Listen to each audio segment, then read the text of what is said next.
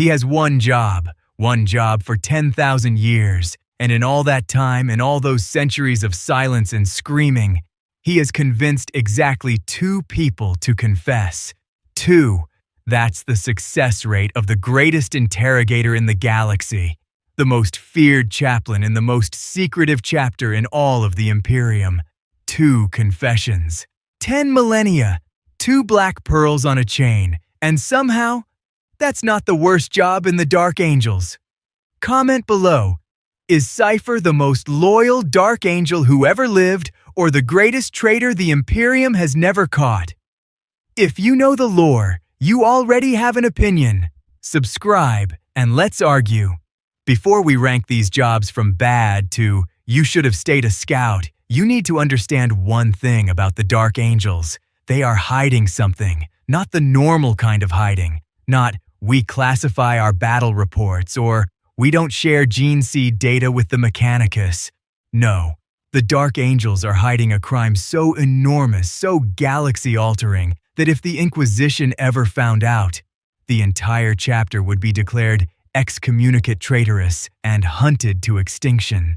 10,000 years ago, during the Horus Heresy, while half the galaxy was burning and Horus was marching on Terra, back on Caliban, the Dark Angels' homeworld, their brothers turned traitor. Not for Horus, not for the dark gods, for themselves, for bitterness, for jealousy, for a man named Luther who loved the Lion and then decided he hated him more. The Lion came back, found his home in open rebellion, destroyed the planet. Caliban shattered, the traitors were scattered across time and space by the warp, and the Dark Angels never told anyone.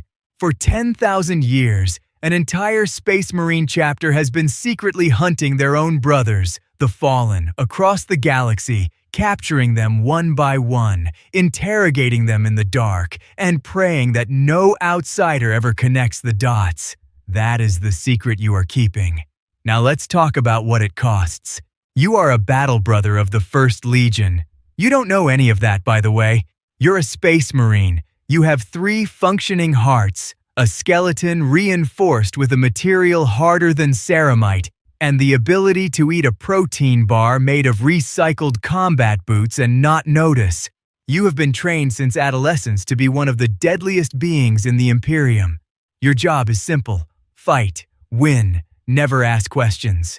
Which is exactly what you do when, halfway through a perfectly good siege on Piscina 4, Chapter Master Azrael suddenly redirects 3 full companies to pursue one single individual through a hive city with no explanation whatsoever.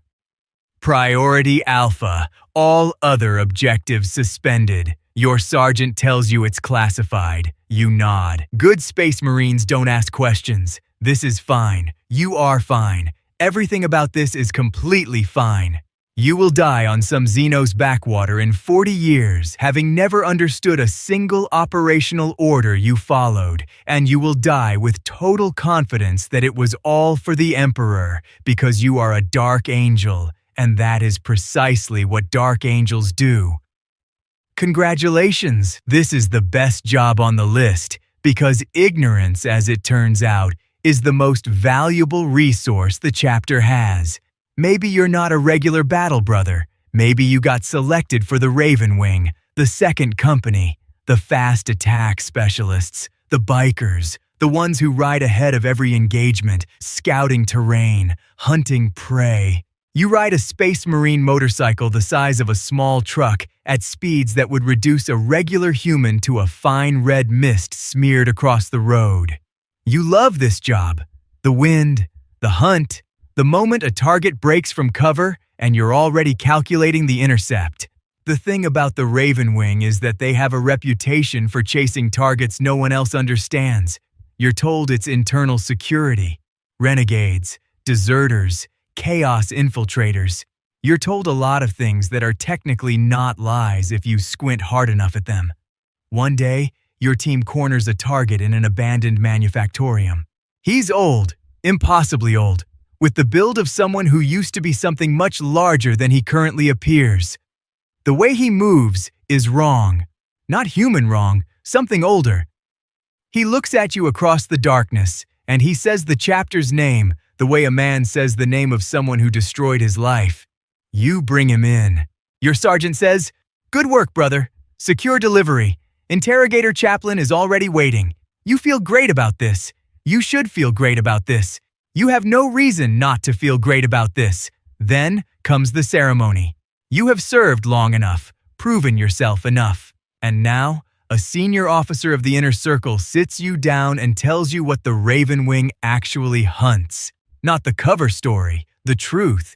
He tells you about Caliban, about Luther, about the fallen, the traitors who were once your brothers, scattered by the warp 10,000 years ago, living through centuries while the galaxy moved on without them, surfacing in different eras, different places, each one a walking piece of evidence that the First Legion was not the perfect sons of the Emperor that history recorded. He tells you the name of the old man you delivered last month. The way his name sits in your chest afterward is not something that has a word in low Gothic. You don't sleep for 6 days. On the 7th day, you report for duty because there are 3 more targets on the list, and someone has to find them. This is what it means to be a Ravenwing Black Knight. You know the full shape of the secret, and you hunt anyway, because the alternative is letting the fallen scatter further, letting the truth dissolve into 10,000 more years of silence. You ride out before dawn. The wind is the same as it always was. Nothing about the wind has changed. Only you have changed, and only you know it. Let's get to Asmodai. His full title is Master Interrogator Chaplain, Master of Repentance, the oldest and most accomplished practitioner of his particular discipline in the chapter's living history. His discipline is breaking space marines. A fallen angel is not a regular prisoner. He is a transhuman killing machine, 10,000 years old, who has outlasted empires. He remembers Caliban before the lion destroyed it. He remembers what the galaxy looked like before the Horus Heresy rewrote everything. He does not break easily. He does not break at all in most cases. Asmodai uses an instrument called the Blades of Reason. That name is doing extraordinary work. The Blades of Reason. As if there is a reasonable explanation for what those blades do. As if someone, at some point, sat in a chair and thought, yes, this is the logical extension of this conversation. He has been known to keep a single subject alive for weeks under continuous interrogation. Supreme Grand Master Azrael has personally intervened in some of Asmodai's methods more than once, which means there exists a threshold somewhere in the chapter's unwritten ethics, beyond which even a chapter of professional secret keepers who torture their own brothers will say, "All right, that's too much." Azrael has never specified where that threshold is. Asmodai disagreed with the censure.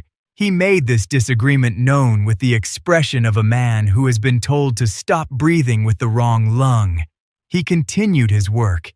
He tracks his successes with black pearls on his rosarius, 1 pearl per fallen who genuinely, sincerely repents. In 10,000 years of service, Asmodai has 2 pearls. 2. Not 200, not 20, 2. He remains, by every available metric, the most dedicated member of the chapter. He also hasn't added a pearl in a very long time. He does not discuss this. No one asks. The Deathwing are the first company. Terminator armor, Thunderhammers, Stormbolters. In any other chapter, making it into the first company is the highest honor a Space Marine can receive. The reward for a lifetime of impossible service, the right to wear the heaviest armor in the Imperium and stand at the tip of the chapter's spear. In the Dark Angels, making it into the Deathwing is the moment you finally learn everything, not just the broad outline, the full history, unedited, every name, every date, every specific detail of what happened on Caliban, including the parts that are hardest to say out loud. Including the understanding that there is no path forward that ends in absolution. The Imperium cannot know. The Inquisition cannot know. Your brother chapters cannot know. You will carry this for the rest of your life, and your life will end in battle, and no one outside a very small circle of men will ever understand the weight you carried. There is a tradition among the chapter's senior officers. When a new Deathwing warrior is inducted and the full truth is revealed to him, the officers watch his face. They are watching for the specific expression of a man who realizes he has just stepped into a room with no door. Most inductees go very quiet. Then they stand up and put on the armor, because there is nothing else to do. The Deathwing fight with a particular intensity that their brothers in other chapters sometimes describe as unnerving. Tacticians call it aggressive. The Deathwing themselves, if they spoke about it, which they don't, would say that context changes things. When you know what you know, every battle looks different. Every death means something slightly different. You fight harder, not because you want glory, but because you are not sure you deserve it, and the only thing left is to earn it before the end. Above the Deathwing, there is the inner circle, and above the inner circle, there is one man who carries all of it, Azrael. Supreme Grand Master of the Dark Angels, he has held the rock together through 3 sieges, 1 demonic incursion, the opening of the Great Rift, and the single most consequential intelligence failure in the chapter's recent history, the escape of Luther. Let that land for a moment. For 10,000 years, the Dark Angels kept Luther alive in the deepest cell of the rock. A man who personally betrayed the Lion, who led the rebellion on Caliban, who nearly killed the Primarch with his own hands. Kept in stasis, occasionally brought out for interrogations, used as an oracle to locate other fallen because his knowledge of them was unmatched. They kept their greatest enemy alive because he was too useful to kill. And then, during a demonic assault on the rock, an attack orchestrated from outside by forces that knew exactly where to strike, Luther's cell was breached. He walked out. He is somewhere in the galaxy right now, carrying 10,000 years of chapter secrets in his head, with knowledge of every corridor in the rock, every cell, every procedure, every name that was ever spoken in his presence during a decade of interrogations. Azrael's public response to this has been measured and professional. His office reportedly has new furniture. He also has to manage Asmodee's methods, coordinate the Ravenwing and Deathwing without letting regular battle brothers piece together the full picture, maintain the chapter's reputation as loyal sons of the Emperor, and handle the fact that the Lion, their Primarch, recently woke from his 10,000-year sleep and is currently in Imperium Nihilus, fighting demon Primarchs and winning. The Lion is back. He knows about the Fallen. He has even forgiven some of them, creating something the chapter now calls the Risen, which is its own theological crisis that Azrael is also managing. But the Lion has not yet asked the specific question. The one question, where is Luther? Azrael knows it's coming. He has no answer that doesn't end with 10,000 years of decisions laid bare in front of the man those decisions were made to protect. There may not be a right moment. There may only be the moment when the Lion looks at him and asks, and Azrael has to answer out loud to his Primarch's face, what happened to the man who nearly killed him? Cypher doesn't have a rank. That's the point. He is the Lord of the Fallen, the single most wanted individual on the Dark Angels' private list, and simultaneously, the most enigmatic figure in the chapter's entire history. No one knows his real name. He carries a sword at his back that he has never drawn in battle. Every psyker who has stood near him reports the same thing. The sword resonates. Barely contained power, coiled inside a scabbard, waiting. The theory that has persisted for 10,000 years, whispered in inquisitorial files, debated in academic texts that were immediately classified, is that the sword is the Lion Sword. The blade of the Primarch himself, broken, carried by a Fallen who is walking toward Terra. The theory holds that Cypher intends to lay the sword at the Emperor's feet and beg for absolution, not just his own. All of theirs. Every fallen who was scattered by the warp, every broken brother who woke up in a galaxy that had moved on without them, every man who made the wrong choice on Caliban when the choice felt like the only one available.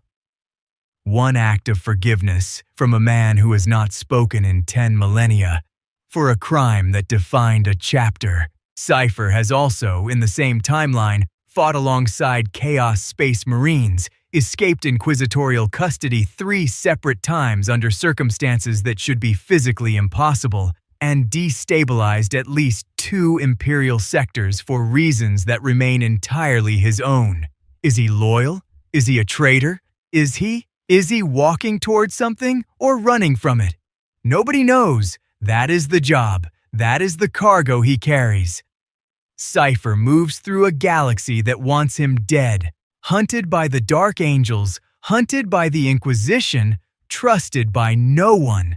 And he carries the one object that could end 10,000 years of shame in a scabbard he never opens. The interrogator chaplains have 2 black pearls. Cypher has a sword he's never drawn. The chapter has entire companies dedicated to finding him. He remains unfound, and somewhere, in the space between being the most hunted man in the Imperium and the only one who might save it, Cypher keeps walking, alone, forward, towards something none of the Dark Angels can name. You decide which one of them is actually free. The chapter hasn't figured it out in 10,000 years.